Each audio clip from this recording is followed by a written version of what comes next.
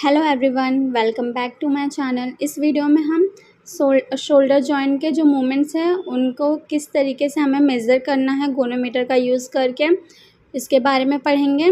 Previous video में हमने कौन कौन से फैक्टर्स हैं जो जॉइंट रेंज ऑफ मोशन को अफेक्ट करते हैं उसके बारे में पढ़ा था। अगर आप लोगों ने वो प्रीवियस वीडियो नहीं देखा होगा तो मेरे चैनल पे जाकर देख सकते हैं, या फिर मैं वीडियो के एंड में उसे मेंशन कर दूँगी, आप लोग देख लेना, ऐड कर दूँगी। शोल्डर जॉइंट का फ्लेक्शन मोमेंट को मेज़र करने के लिए पेशेंट पोजीशन क्या होगा? पेशेंट पोजीशन सुपाइन लाइन मतलब पता है ना, एब्डोमेन हमारा ऊपर की तरफ रहेगा। एक्सिस जो एक्सिस है गोनियोमीटर का एक्सिस है वो हमें ह्यूमरस के जो ग्रेटर ट्यूबरोसिटी होता है वहाँ पे प्लेस करना है। मूवेबल आर्म जो होता है गोनियोमीटर का वो हमें जो आर्म जो है हमारा उसके मिड लाइन में बीच में लेटरल एस्पेक्ट में प्लेस करना है। और जो मूवेबल आर्म है वो थेरेपिस्ट अपने राइट हैंड से होल्ड करेगा। जैसा आप इस इमेज में देख सकते हैं, जो मूवेबल आर्म है वो हमारे आर्म जो है हमारा उसके लेटरल एस्पेक्ट में मिड लाइन में ऐसे अलाइन किया गया है, जिसे थेरेपिस्ट ने अपने राइट हैंड से होल्ड किया है। और आप लोगों को मैंने प्रीवियस वीडियो में बताया था कि जो गोनियोमीटर का जो सेंटर वाला जो स्क्रू होता है वो जो फल्क्रम जिसे हम बोलते हैं वही हमारा एक्सिस है। तो उस एक्सिस को ही हमें ह्यूमरस के ग्रेटर ट्यूबरोसिटी पे प्लेस करना है। देन स्टेबल आर्म कहाँ प्लेस करना है? जो हमारा स्टेबल आर्म है वो स्ट्रेट लाइन में होगा मूवेबल आर्म के, और kept in the air without patient's body contact में नहीं होना चाहिए पेशेंट के, वो स्ट्रेट लाइन में होना चाहिए। जो मूवेबल आर्म है उसके स्ट्रेट लाइन में हमारा स्टेबल आर्म होगा एयर में विदाउट बॉडी कांटेक्ट, और ये थेरेपिस्ट के लेफ्ट हैंड्स के थ्रू होल्ड किया होगा, जैसा आप लोग इस इमेज में देख सकते। As you can see here, जो स्टेबल आर्म है वो स्ट्रेट लाइन में है मूवेबल आर्म के, और लेफ़्ट हैंड जो थेरेपिस्ट है वो अपने लेफ़्ट हैंड से स्टेबल आर्म को होल्ड किया है और राइट हैंड से मूवेबल आर्म को होल्ड किया है। और जो हमारा एक्सिस है बीच का जो फल्क्रम है वो ह्यूमरस के ग्रेटर ट्यूबरोसिटी पे प्लेस किया गया है। देन प्रोसीजर है, जो थेरेपिस्ट है वो अपने राइट हैंड से जो शोल्डर जॉइंट का जो फ्लेक्शन मूवमेंट है उसे परफॉर्म करेगा पैसिवली। तो फिर उससे हमें जब वो शोल्डर जॉइंट का मूवमेंट फ्लेक्शन मूवमेंट परफॉर्म करेगा थेरेपिस्ट, तो हमें पैसिव रेंज ऑफ मोशन मिलेगा। और अगर हमें एक्टिव रेंज ऑफ मोशन चाहिए फ्लेक्शन मूवमेंट का शोल्डर के, तो उसमें पेशेंट खुद से जो मूवमेंट होता है फ्लेक्शन मूवमेंट वो खुद से अगर पेशेंट परफॉर्म करेगा तो एक्टिव रेंज ऑफ मोशन हमें। याद रखना प्रोसीजर बहुत सिंपल है। जस्ट जो हमारा ये फ्लेक्शन मूवमेंट होता है जॉइंट का वो थेरेपिस्ट अपने राइट हैंड के थ्रू जहाँ मूवेबल आर्म प्लेस किया गया है, आप लोगों को मैंने प्रीवियस वीडियो में पढ़ा था, जो मूवेबल आर्म होता है वो हमेशा डिस्टल सेगमेंट जो होता है जॉइंट का वहाँ पे प्लेस होता है ना, तो हमें डिस्टल सेगमेंट जो है जॉइंट का आर्म जो है हमारा उसे ऐसे मूव करना, फ्लेक्शन जो परफॉर्म करना फ्लेक्शन मूवमेंट, तो उसके थ्रू हमें रेंज ऑफ मोशन मिल जाएगा। अगर थेरेपिस्ट हेल्प कर रहा है पेशेंट को वो मूवमेंट परफॉर्म करने में तो वो हमें पैसिव रेंज ऑफ मोशन मिलेगा। अगर पेशेंट जो है वो खुद से अगर मूवमेंट परफॉर्म कर रहा है तो एक्टिव रेंज ऑफ मोशन मिलेगा। तो फ्लेक्शन मूवमेंट परफॉर्म करने के बाद हमें रेंज ऑफ मोशन का जो हमारा बॉडी है गोनियोमीटर का उसमें डिग्रीज तो दिए गए हैं 0 से 180 डिग्री टू 0 डिग्री, तो उसमें रीडिंग्स दिए गए हैं, तो उस तरीके से हमें मेजरमेंट्स और एक पर्टिकुलर स्पेसिफिक रीडिंग्स मिल जाएगा शोल्डर फ्लेक्शन का। एक्टिव का जो वैल्यू होगा रेंज ऑफ मोशन का वो डिफरेंट होगा, और जो पैसिव वाला होगा वो थोड़ा वेरी करेगा, थोड़ा डिफरेंट होगा। हमने प्रीवियस वीडियो में पढ़ा था कि जो रेंज ऑफ मोशन होता है उसमें उसका जो हमारा वैल्यू होता है रेंज ऑफ मोशन जो होता है जॉइंट का वो डिफ़र करता है, वो अलग अलग फैक्टर्स के वजह से अफेक्ट होता है। के अकॉर्डिंग बहुत सारे फैक्टर्स हैं ना, हमने प्रीवियस वीडियो में पढ़ा था 7 फैक्टर्स जो हमारे रेंज ऑफ मोशन को अफेक्ट करते हैं। अगर आप लोगों ने वो वीडियो नहीं देखा होगा तो मेरे चैनल पे जाके देख लेना। सो हमने देखा शोल्डर जॉइंट के फ्लेक्शन मूवमेंट का किस तरीके से हमें measurement range of motion measure करना है। अब हम एक्सटेंशन मूवमेंट का देखेंगे किस तरीके से मेज़रमेंट करना है range of motion. So extension में जो शोल्डर जॉइंट का जो एक्सटेंशन मूवमेंट है उसमें पेशेंट पोजीशन, अगर हमें एक्सटेंशन मूवमेंट का रेंज ऑफ मोशन मेज़र करना है तो पेशेंट पोजीशन जो होगा वो प्रोन लाइन होगा। प्रोन लाइन मतलब abdomen should be facing downward, जो एब्डोमेन होता है वो नीचे की तरफ फेस करना चाहिए। देन एक्सिस, जो गोनियोमीटर का एक्सिस है फल्क्रम, वो उसका जो प्लेसमेंट है वो कहाँ है, greater tuberosity of the humerus, same जैसा फ्लेक्शन में था लेकिन पोजीशन डिफरेंट है।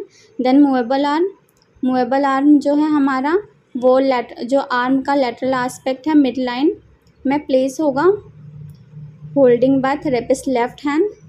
मूवेबल आर्म हमारा थेरेपिस्ट के लेफ्ट हैंड द्वारा होल्ड होगा। देन स्टेबल आर्म हमारा जो मूवेबल आर्म है उसके स्ट्रेट लाइन में होगा, kept in the air without patient's body contact. As you can see in this image, जो हमारा फल्क्रम है जो एक्सिस है वो ग्रेटर ट्यूबरोसिटी जो है हमारे आर्म का ह्यूमरस का वहाँ पे प्लेस किया गया है। जो मूवेबल आर्म है वो लेटरल एस्पेक्ट में आर्म के जो मिड लाइन है वहाँ पे प्लेस किया गया। मूवेबल आर्म हमने पढ़ा था ना कि मूवेबल आर्म हमेशा डिस्टल सेगमेंट के साथ प्लेस होता है, अलाइंड होता है। और जो हमारा स्टेबल आर्म है वो मूवेबल आर्म के स्ट्रेट लाइन में ऐसे एयर में कैप्ट होगा। थेरेपिस्ट राइट हैंड से होल्ड करेगा, जो स्टेबल आर्म है वो लेफ्ट हैंड से होल्ड किया हुआ है। देन वो हमारा जो एक्सटेंशन मूवमेंट है शोल्डर का वो परफॉर्म करेगा थेरेपिस्ट। तो उसके थ्रू हमें मूवमेंट परफॉर्म करने पे हमें रीडिंग्स मिल जाएगी, एंगल फॉर्म होगा, हमें रीडिंग्स मिल जाएगी कि एक्सटेंशन मूवमेंट का हमारा रेंज ऑफ मोशन का वैल्यू कितना होता है। तो इस तरीके से अगर पेशेंट परफॉर्म कर रहा है तो एक्चुअली पेशेंट परफॉर्म करेगा तो वो एक्टिव रेंज ऑफ मोशन मिलेगा, और अगर थेरेपिस्ट परफॉर्म करेगा तो वो पैसिव रेंज ऑफ मोशन मिलेगा। तो इस तरीके से एक्सटेंशन मूवमेंट का रेंज ऑफ मोशन मेजर करते हैं। सो किसी भी जॉइंट का रेंज ऑफ मोशन मेज़र करने के लिए हमें जो गोनियोमीटर का प्लेसमेंट है वो अच्छे से पता होना चाहिए कि हमें किस जगह पे फल्क्रम को जो एक्सिस है प्लेस करना है, किस साइड हमारा मूवेबल आर्म होगा, किस साइड स्टेबल आर्म होगा। ये अगर प्लेसमेंट हमें प्रॉपर्ली पता होगा तो हम मेज़रमेंट निकाल लेंगे, रेंज ऑफ मोशन हम इजीली मेज़र कर लेंगे किसी भी जॉइंट के मूवमेंट का, फ्लेक्शन हो, एक्सटेंशन हो, अबडक्शन हो, अडक्शन और कोई भी मूवमेंट हो, मीडियल लैटरल रोटेशन, ये सब। सो इस इमेज में मूवेबल आर्म थेरेपिस्ट के लेफ्ट हैंड के थ्रू होल्ड किया गया है, अनस्टेबल आर्म जो है वो राइट हैंड के। सो प्रोसीजर में दिया गया कि जो थेरेपिस्ट का जो लेफ्ट हैंड है वो एक्सटेंशन मूवमेंट परफॉर्म करेगा शोल्डर जॉइंट का, जिसके थ्रू हम पैसिव रेंज ऑफ मोशन हम मेज़र कर लेंगे, मेज़रमेंट मिल जाएगा। और अगर पेशेंट खुद से करेगा तो हमें active range of motion measure कर लेंगे, हमें मेज़रमेंट मिल जाएगा। सो यहाँ पे थेरेपिस्ट अपने लेफ्ट हैंड से एक्सटेंशन मूवमेंट परफॉर्म करेगा, तो फिर हमें एक्टिव पैसिव रेंज ऑफ, क्योंकि थेरेपिस्ट करेगा वो मूवमेंट हेल्प करेगा पेशेंट को एक्सटेंशन मूवमेंट परफॉर्म करने में, तो वो पैसिव रेंज ऑफ मोशन हमें मिलेगा। अगर पेशेंट खुद से एक्सटेंशन मूवमेंट परफॉर्म करेगा तो हमें एक्टिव रेंज ऑफ मोशन मिलेगा। तो इस तरीके से प्रोसीजर याद रखना, किस तरीके से गोनियोमीटर का प्लेसमेंट करना है और मूवमेंट और किस तरीके से हमें active and passive range of motion का मेज़रमेंट निकालना है। देन अबडक्शन मूवमेंट किस तरीके से हमें मेज़र करना है उसके बारे में बताया गया है। सो अबडक्शन जो हमारा मूवमेंट है शोल्डर जॉइंट का, उसे मेज़र करने के लिए गोनियोमीटर के थ्रू हमें पेशेंट पोजीशन सुपाइन लाइन होना चाहिए, सुपाइन लाइन। एक्सिस जो फल्क्रम जो है हमारा एक्सिस वो कहाँ पे प्लेस करना है, प्लेसमेंट पता होना चाहिए। 1 inch below the acromion process of the scapula. So याद रखना अबडक्शन के लिए, अबडक्शन जो मूवमेंट है हमारे शोल्डर जॉइंट का, उसका रेंज ऑफ मोशन निकालने के लिए जो एक्सिस है गोनियोमीटर का उसे 1 inch below the acromion process place करना है। सो याद रखना प्लेसमेंट।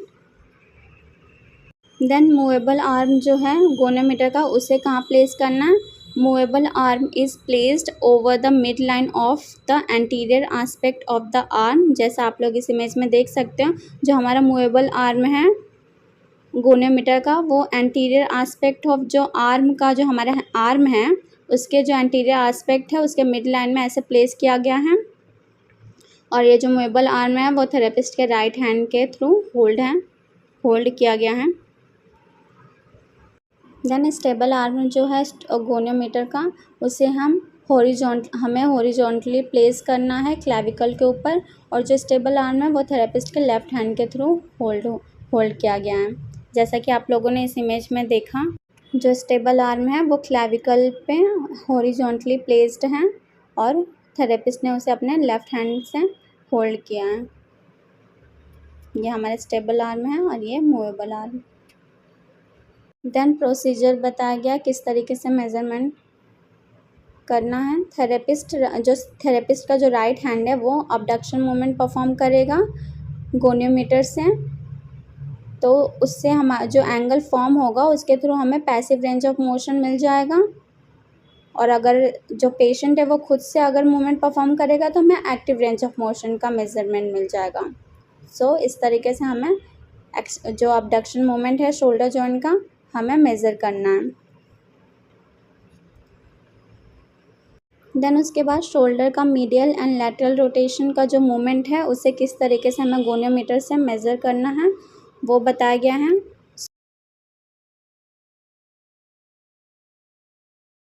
जॉइंट का जो मूवमेंट है मीडियल लैटरल रोटेशन, उसे मेज़र करने के लिए गोनियोमीटर के थ्रू पेशेंट पोजीशन हमारा सुपाइन लाइंग होगा with shoulder and elbow 90 degree position. हमारा जो पेशेंट जो होगा वो सुपाइन लाइंग में होगा और शोल्डर और एल्बो जो होगा वो 90 डिग्री पोजीशन पर होगा। As you can see in this image, जो शोल्डर है और जो एल्बो है वो 90 डिग्री पर है और पेशेंट पोजीशन सुपाइन लाइन में है। देन एक्सिस जो फल्क्रम है गोनियोमीटर का, उसे कहाँ प्लेस करना है, ओलिक्रेनॉन प्रोसेस ऑफ द अल्ना। जो अल्ना का जो ओलिक्रेनॉन प्रोसेस होता है वहाँ पे हमें गोनियोमीटर का एक्सिस प्लेस करना है। As you can see in this image, यहाँ पर ये बीच का फल्क्रम है ना, जो बॉडी का ये स्क्रू वाला पार्ट, वो हमें जो अल्ना का ओलिक्रेनॉन प्रोसेस होता है वहाँ पे प्लेस करना है। देन मूवेबल आर्म कहाँ प्लेस करना है, movable arm is placed over the mid line of the posterior aspect of forearm and is holding by the therapist left hand. So हमारा जो मूवेबल आर्म है वो पोस्टीरियर आस्पेक्ट में, ये जो पोस्टीरियर आस्पेक्ट है फोर आर्म का, वहाँ पर मिड लाइन में ऐसे प्लेस करना है ये मूवेबल आर्म। और ये मूवेबल आर्म थेरेपिस्ट के लेफ्ट हैंड के थ्रू होल्ड करना है। देन स्टेबल आर्म जो है, स्टेबल आर्म ऑलवेज हमें मूवेबल आर्म से ऐसे स्ट्रेट लाइन में ही प्लेस करना है, kept in the air without patient's body contact and holding by the therapist right hand. So stable arm हमेशा मूवेबल आर्म के स्ट्रेट लाइन में ही होता है, प्लेस करना होता है। जैसा कि आप लोग इस इमेज में देख सकते हैं, जो मूवेबल आर्म है उसके स्ट्रेट लाइन में ही हमारा स्टेबल आर्म भी होता है। ये मूवेबल आर्म है, ये स्टेबल आर्म है।